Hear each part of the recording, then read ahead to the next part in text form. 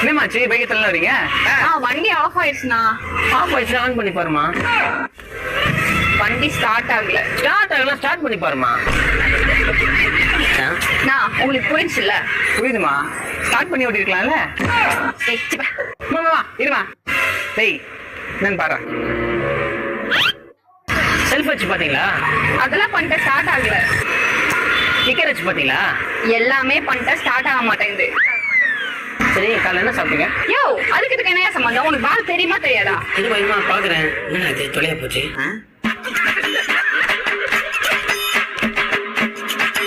என்ன பண்றான் இவன்? மேடம், எல்லாமே கரெக்டா இருக்கு. பட் ஆனா சாவி போட்டு பாத்தீங்களா?